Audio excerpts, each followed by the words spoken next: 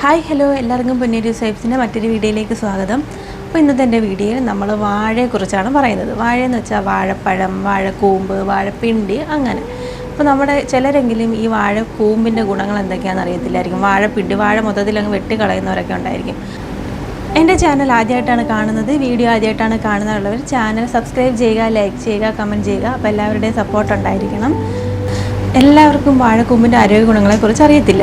അത് കണക്ക് വാഴപ്പിണ്ടിയുടെ ആരോഗ്യ ഗുണങ്ങളെക്കുറിച്ച് അറിയത്തില്ല. ചിലർ അതൊന്നും ഉപയോഗിക്കാതെ എടുത്ത് കളയുന്നവരൊക്കെ ഉണ്ടായിരിക്കാം.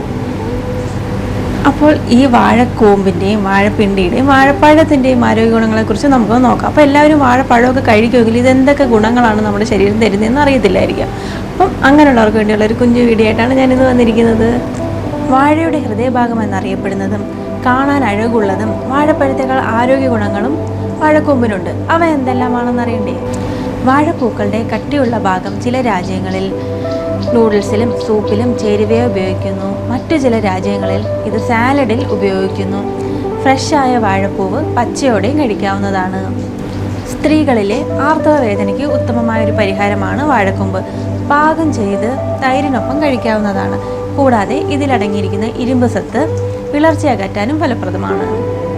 Vitamin A, vitamin E, vitamin C, potassium, fibre എന്നിവയാൽ സമൃദ്ധം. പോഷക ഗുണങ്ങളാൽ സമൃദ്ധമായതിനാൽ ഇതിനെ ഒരു സൂപ്പർ ഫുഡിൻ്റെ ഗണത്തിൽപ്പെടുത്താം.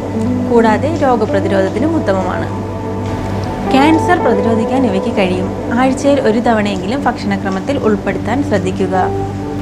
രക്തത്തിൽ അടങ്ങിയിരിക്കുന്ന അധിക പഞ്ചസാരയെ നീക്കം ചെയ്യാനും പ്രമേഹം നിയന്ത്രിക്കാനും വളരെ നല്ലൊരു മാർഗമാണ് വാഴക്കൂമ്പ് ഭക്ഷണത്തിൽ ഉൾപ്പെടുത്തുക എന്നത്. മാനസിക ആരോഗ്യത്തിന് വളരെ നല്ലൊരു ഔഷധമാണിത്.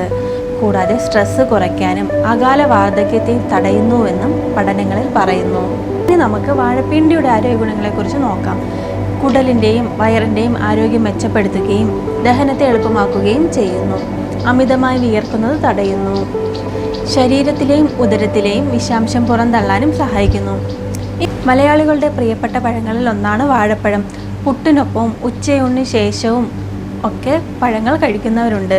ധാരാളം ആൻറ്റി ഓക്സിഡൻറ്റുകളും നാരുകളും വൈറ്റമിനുകളും അടങ്ങിയിരിക്കുന്നതിനാൽ വാഴപ്പഴം ആരോഗ്യകരമായ ഒരു പഴമായാണ് കണക്കാക്കപ്പെടുന്നത്. ഈ നാരുകളുടെയും ആൻറ്റി ഓക്സിഡൻറ്റിൻ്റെയും ഗുണങ്ങൾ വാഴപ്പഴത്തിൽ അടങ്ങിയിരിക്കുന്ന പ്രകൃതിദത്തമായ പഞ്ചസാരയേക്കാൾ കൂടുതലാണ് എന്ന് പഠനങ്ങളിൽ പറയുന്നു. Potassium, magnesium, vitamin B6, vitamin C എന്നിവ വാഴപ്പഴത്തിൽ അടങ്ങിയിരിക്കുന്ന ഗുണം ചെയ്യുന്ന പോഷകങ്ങളാണ്. പ്രോട്ടീനും കൊഴുപ്പും കുറവാണ്. വാഴപ്പഴത്തിൽ സോഡിയവും വളരെ കുറവാണ്.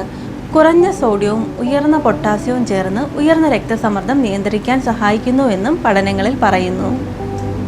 അപ്പോൾ ഇന്നത്തെ എൻ്റെ കുഞ്ഞു വീഡിയോ എല്ലാവർക്കും ഇഷ്ടമായെന്ന് വിചാരിക്കുന്നു. മറ്റൊരു വീഡിയോയുമായിട്ട് വരുന്നതുവരേക്കും എല്ലാവർക്കും ടാറ്റാ, ബൈ ബൈ.